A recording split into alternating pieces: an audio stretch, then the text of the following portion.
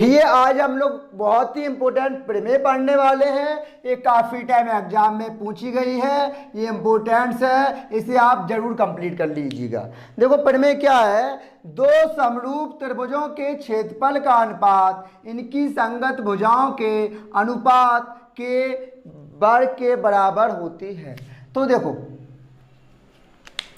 दो त्रिभुज समरूप हैं, तो सबसे पहले हम दो त्रिभुज बनाएं।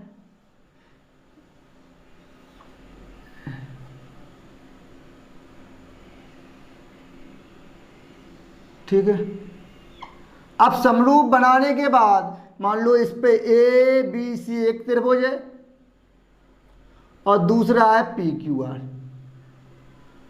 P Q are. ठीक है, अब कहा गया है गिवन, सबसे पहले देखो क्या है, गिवन है दो त्रिभुज समरूप है।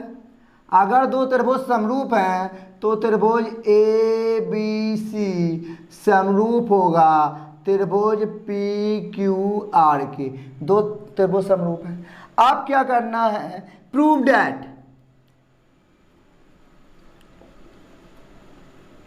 कहा गया दो समरूप त्रिभुज के क्षेत्रफल का अनुपात, मतलब area of A B C upon area of P Q R बराबर होगा अनुपात इनकी संगत भुजाओं के अनुपात के वर्ग। संगत भुजा का अनुपात क्या होगा, A B upon P Q और इसका वर्ग A B upon P Q.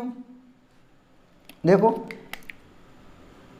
A B upon P Q, A B upon P Q इसके वर्ग, और B C upon Q R, B C upon Q R इसका वर्ग, और C A upon R P, C A upon R P.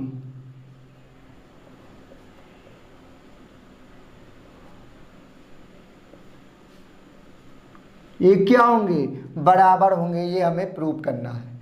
तो देखो, तो सबसे पहले हम क्या करेंगे कि सबसे पहले दोनों त्रिभुजों का क्षेत्रफल ज्ञात करेंगे। क्षेत्रफल ज्ञात करने के लिए हम सबसे पहले एक शीर्ष लंब एक लाइन खींच दें। यहाँ इस पॉइंट मान लें ए एम, तो एक शीर्ष लंब हो जाएगा ए एम, इस पर भी एक शीर्ष लंब डाल दें, ये हो गया पी एन।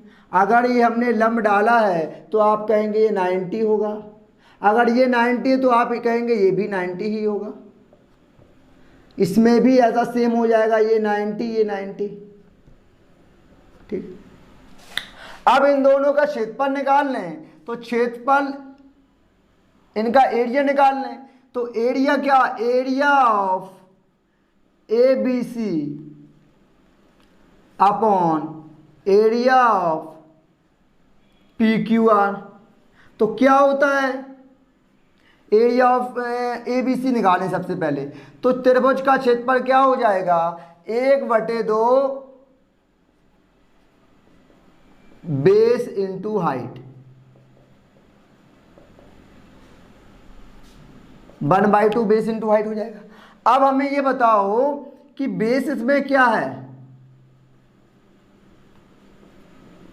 आप कहेंगे बेस इसमें हो जाएगा B C, height A M, B C into A M, एक क्वेश्चन फर्स्ट हो गई।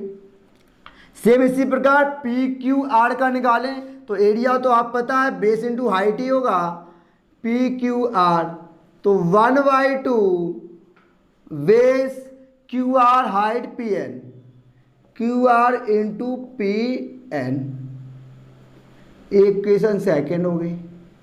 अब हम देखो निकालना क्या, प्रूफ देखो, area of A B C upon area of P Q R, तो इन दोनों का हम डिवाइड कर दें। हम लिखें equation first upon equation second, equation first में सेकेंड का डिवाइड कर दें, भाग कर दें। तो area of A B C upon area of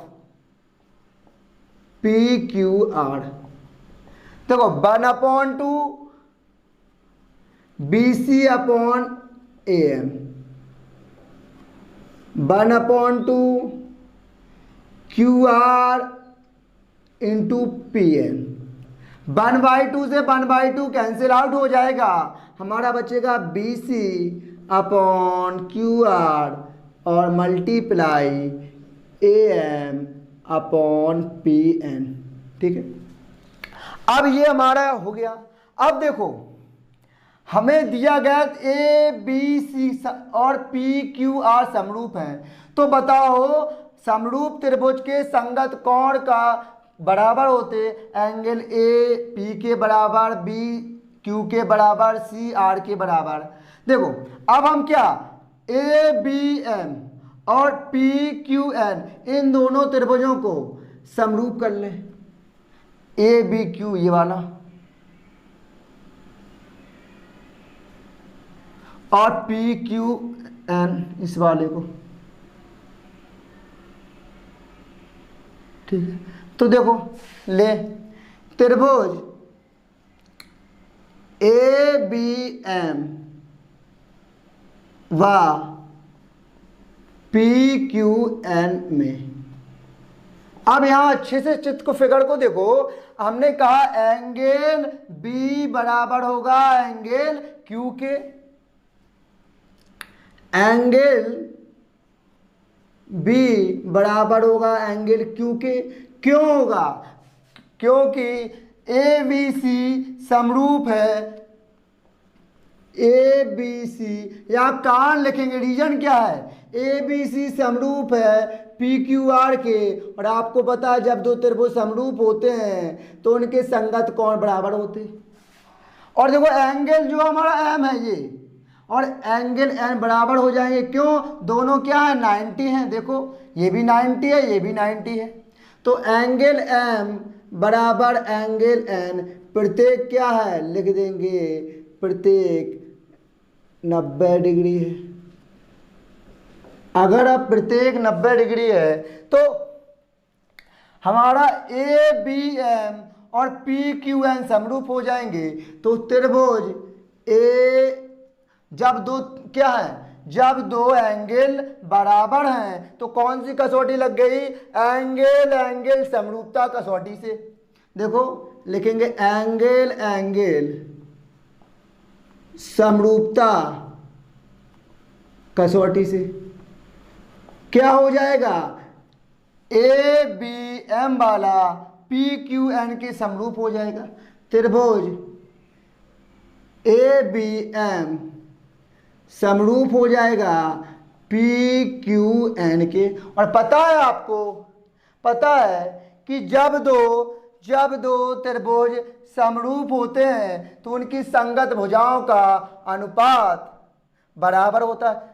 इसको किया था, इसको हम इक्वेशन क्या मान लें, थर्ड मान लें। ठीक है, तो हम क्या करेंगे, तो हम लिख सकते हैं जो हमारा AM होगा अपॉन PN होगा और जो हमारा AB होगा, देखो फर्स्ट और थर्ड देखो PQ और AB, और जो हमारा AB होगा वो PQ के क्या होगा, बराबर होगा। अब देखो हम यहां करें, इसको इक्वेशन 4 मान लें। ठीक, अब ये आपको दिया गया था कि त्रिभुज ABC समरूप है त्रिभुज PQR के। हमने कहा जब दो त्रिभुज समरूप होते हैं तो उनकी संगत भुजाओं का अनुपात बराबर होता है। तो AB अपॉन PQ बराबर होगा BC अपॉन QR के और CA अपॉन RP के, CA अपॉन RP के बराबर होगा। ठीक है, अब हम इक्वेशन थर्ड फिर से आए, इक्वेशन इस पे इक्वेशन थर्ड से ये वाला निकालना है ना, हमें यही फाइनल रिजल्ट देगा हमें इक्वेशन थर्ड से। अगेन इक्वेशन थर्ड से अब हम इक्वेशन थर्ड को देखें। इक्वेशन थर्ड में है एरिया ऑफ त्रिभुज ABC अपॉन एरिया PQR बराबर BC अपॉन QR और AM upon PN, AM upon PN। अब हमें ये बताओ कि BC अपॉन QR, क्या मैं इससे, देखो यहाँ लिखे area ABC upon area PQR, यहाँ से मैं BC अपॉन QR की जगह, यहाँ से BC अपॉन QR की जगह AB अपॉन PQ ले सकता हूँ, इसकी जगह AB अपॉन PQ, ठीक है। अब AM अपॉन PN, देखो AM अपॉन PN इक्वेशन 4 से, यहां लिखेंगे हम इक्वेशन 4 से, हमने इक्वेशन 4 से क्या AM अपॉन PN की जगह AB अपॉन PQ रख दिया। इसकी जगह इक्वेशन 4 से यहां लिखेंगे कि AM अपॉन PN बराबर AB अपॉन PQ रखने पर, इक्वेशन 4 से, तो इसकी जगह हम AM अपॉन PN की जगह AB अपॉन PQ रख देंगे, ठीक। अब क्या हो जाएगा, area of ABC upon area of PQR, ठीक है, बराबर क्या हो जाएगा, इसका होल स्क्वायर हो जाएगा AB अपॉन PQ का होल स्क्वायर, देखो होल स्क्वायर हो गया। अब मुझे आप ये बात बताओ, अब मुझे ये बात बताओ सिद्ध क्या करें हम, देखो अब area upon ABC upon area PQR, देखो देखो AB अपॉन PQ तो है ये है। अब हमें ये बताओ ये बराबर है AB अपॉन PQ बराबर किसके हैं, BC अपॉन QR के, तो मैं AB अपॉन PQ की जगह BC अपॉन QR रख दूं, इसकी जगह रख दूंगा तो क्या हो जाएगा, BC अपॉन QR का होल स्क्वायर, ठीक हो गया। अब देखो BC अपॉन QR इक्वल है CA अपॉन RP के, CA अपॉन RP के, अगर ये इक्वल है तो ये इक्वल हो गया। और यही तो हमें प्रूव करना था कि area upon ABC upon area upon PQR इनकी संगत भुजाओं के वर्ग के बराबर हो जाएगा, तो यही हमें प्रूव करना था, हमारा आंसर प्रूव हो गया। तो ये हमारा हो गया, ये काफ़ी टाइम एग्जाम में पूछा है, इसलिए आप इसे तैयार कर लीजिएगा। और अगर अच्छा लगा वीडियो तो लाइक कीजिएगा, ज़्यादा से ज़्यादा शेयर कीजिएगा। Thank you, thanks for the class.